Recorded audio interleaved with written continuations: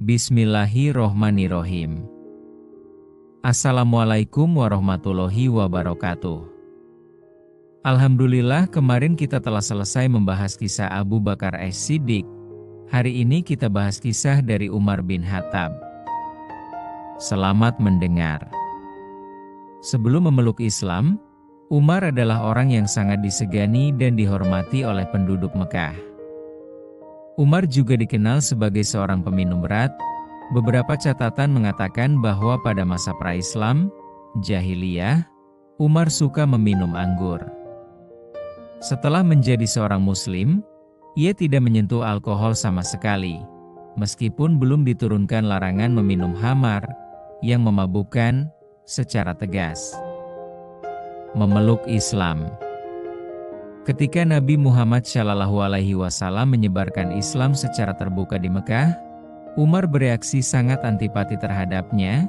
Beberapa catatan mengatakan bahwa kaum muslim saat itu mengakui bahwa Umar adalah lawan yang paling mereka perhitungkan.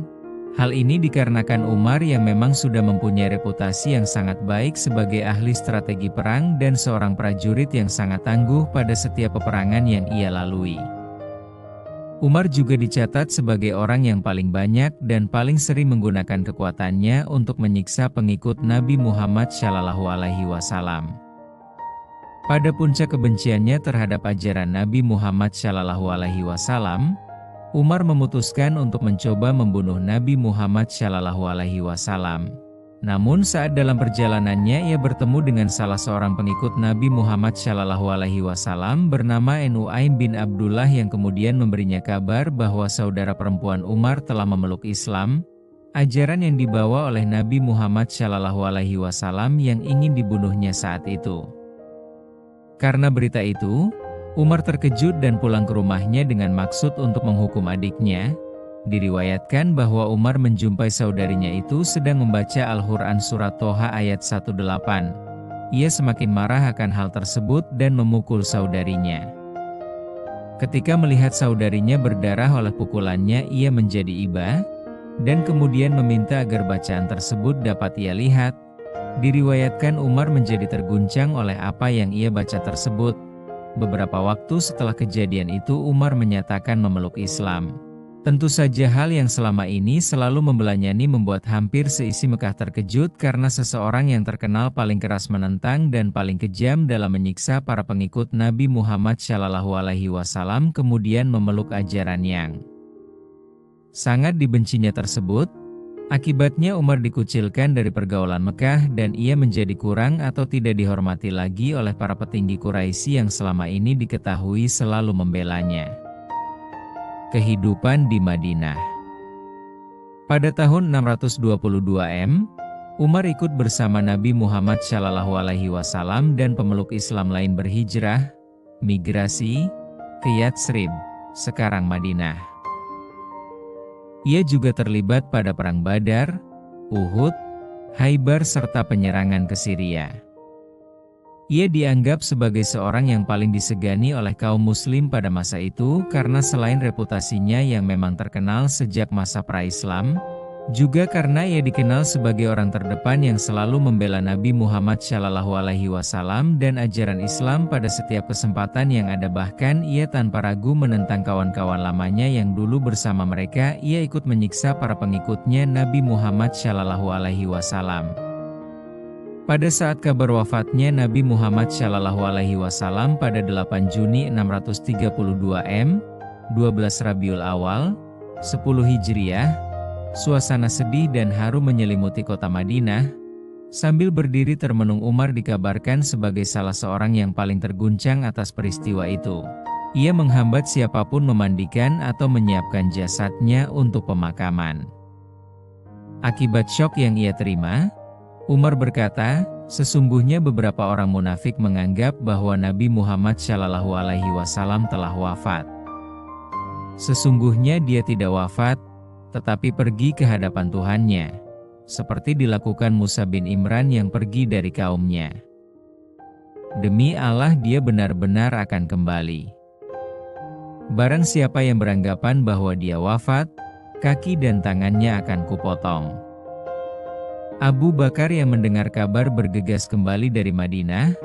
Ia menjumpai Umar sedang menahan muslim yang lain dan lantas mengatakan, "Saudara-saudara, barang siapa mau menyembah Nabi Muhammad Shallallahu Alaihi Wasallam, Nabi Muhammad Shallallahu Alaihi Wasallam sudah meninggal dunia. Tetapi barang siapa mau menyembah Allah, Allah hidup selalu tak pernah mati." Abu Bakar As-Siddiq. Abu Bakar mengingatkan kepada para pemeluk Islam yang sedang terguncang, termasuk Umar saat itu, bahwa Nabi Muhammad Shallallahu Alaihi Wasallam, seperti halnya mereka, adalah seorang manusia biasa. Abu Bakar kemudian membacakan ayat dari Al-Quran dan mencoba untuk mengingatkan mereka kembali kepada ajaran yang diajarkan Nabi Muhammad Shallallahu Alaihi Wasallam, yaitu kefanaan makhluk yang diciptakan. Setelah peristiwa itu, Umar sadar kesalahannya dan membiarkan persiapan penguburan dilaksanakan. Masa kekhalifahan Abu Bakar. Pada masa Abu Bakar menjabat sebagai khalifah, Umar merupakan salah satu penasihat kepalanya. Setelah meninggalnya Abu Bakar pada tahun 634, Umar ditunjuk untuk menggantikan Abu Bakar sebagai khalifah kedua dalam sejarah Islam. Menjadi khalifah. Selama pemerintahan Umar, kekuasaan Islam tumbuh dengan sangat pesat. Islam mengambil alih Mesopotamia dan sebagian Persia dari tangan dinasti Sasanid dari Persia, yang mengakhiri masa kekaisaran Sasanid, serta mengambil alih Mesir, Palestina, Syria, Afrika Utara dan Armenia dari kekaisaran Romawi, Bizantium. Saat itu ada dua negara adidaya, yaitu Persia dan Romawi. Namun keduanya telah ditaklukkan oleh kekhalifahan Islam di bawah pimpinan Umar. Sejarah mencatat banyak pertempuran besar yang menjadi awal penaklukan ini. Pada pertempuran Yarmouk, yang terjadi di dekat Damaskus pada tahun 636, 20.000 pasukan Islam mengalahkan pasukan Romawi yang mencapai 70.000 dan mengakhiri kekuasaan Romawi di Asia Kecil bagian selatan. Pasukan Islam lainnya dalam jumlah kecil mendapatkan kemenangan atas pasukan Persia dalam jumlah yang lebih besar pada pertempuran Qadisiyah, TH 636, di dekat Sungai Eufrat. Pada pertempuran itu, Jenderal pasukan Islam yakni Sa'id bin Abi Waqqas mengalahkan pasukan Sasanid dan berhasil membunuh Jenderal Persia yang terkenal, Rustam Farrukhzad. Pada tahun 637, setelah pengepungan yang lama terhadap Yerusalem, pasukan Islam akhirnya mengambil alih kota tersebut. Umar diberikan kunci untuk memasuki kota oleh pendeta Sopronius dan diundang untuk salat di dalam gereja, Church of the Holy Sepulchre. Umar memilih untuk salat di tempat lain agar tidak membahayakan gereja tersebut. 55 tahun kemudian, Masjid Umar didirikan di tempat ia salat. Umar melakukan banyak reformasi secara administratif dan mengontrol dari dekat kebijakan publik, termasuk membangun sistem administrasi untuk daerah yang baru ditaklukkan. Ia juga memerintahkan diselenggarakannya sensus di seluruh wilayah kekuasaan Islam. Tahun 638, ia memerintahkan untuk memperluas dan merenovasi Masjidil Haram di Mekah dan Masjid Nabawi di Madinah. Ia juga memulai proses kodifikasi hukum Islam. Umar dikenal dari gaya hidupnya yang sederhana, alih-alih mengadopsi gaya hidup dan penampilan para penguasa di zaman itu, ia tetap hidup sangat sederhana. Pada sekitar tahun ke-17 Hijriah, tahun keempat kekhalifahannya, Umar mengeluarkan keputusan bahwa penanggalan Islam hendaknya mulai dihitung saat peristiwa hijrah. Umar bin Khattab dibunuh oleh Abu Lukluk, Fairuz, seorang Buddha yang fanatik pada saat ia akan memimpin salat subuh. Fairuz adalah orang Persia yang masuk Islam setelah Persia ditaklukkan Umar. Pembunuhan ini konon dilatar belakangi dendam pribadi Abu Lukluk, Fairuz, terhadap Umar. Fairuz merasa sakit hati atas kekalahan Persia, yang saat itu merupakan negara adidaya, oleh Umar. Peristiwa ini terjadi pada hari Rabu, 25 Zulhijjah 23 H644 M. Setelah wafat, jabatan khalifah dipegang oleh Utsman bin Affan. Semasa Umar masih hidup, Umar meninggalkan wasiat yaitu: 1.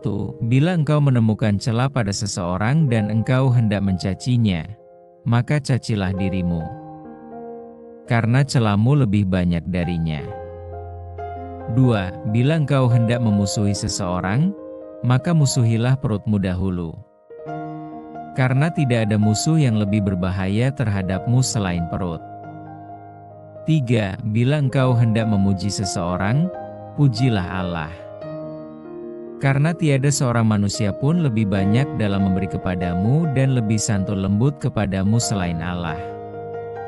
4. Jika engkau ingin meninggalkan sesuatu, maka tinggalkanlah kesenangan dunia. Sebab apabila engkau meninggalkannya, berarti engkau terpuji. 5. Bila engkau bersiap-siap untuk sesuatu, maka bersiaplah untuk mati. Karena jika engkau tidak bersiap untuk mati, engkau akan menderita, rugi, dan penuh penyesalan. 6. Bila engkau ingin menuntut sesuatu, maka tuntutlah akhirat. Karena engkau tidak akan memperolehnya kecuali dengan mencarinya. Ya Allah, jadikanlah Islam ini kuat dengan masuknya salah satu dari kedua orang ini, Amr bin Hisham atau Umar bin Khattab. Salah satu dari dua Rasulullah pada saat Islam masih dalam tahap awal penyebaran dan masih lemah. Doa itu segera dikabulkan oleh Allah. Allah memilih Umar bin Khattab sebagai salah satu pilar kekuatan Islam, sedangkan Amr bin Hisham meninggal sebagai Abu Jahal. Umar bin Khattab dilahirkan 12 tahun setelah kelahiran Rasulullah. Ayahnya bernama Khattab dan ibunya bernama Hatamah. Perawakannya tinggi besar dan tegap dengan otot-otot yang menonjol dari kaki dan tangannya, jenggot yang lebat dan berwajah tampan, serta warna kulitnya coklat kemerah-merahan. Beliau dibesarkan di dalam lingkungan Bani Adi, salah satu kaum dari suku Quraisy. Beliau merupakan khalifah kedua di dalam Islam setelah Abu Bakar. Nasabnya adalah Umar bin Khattab bin Nufail bin Abdul Uzza bin Riyah bin Kart bin Razah bin Adi bin Ka'ab bin Lu'ay bin Ghalib. Nasab beliau bertemu dengan nasab Rasulullah pada kakeknya Ka'ab.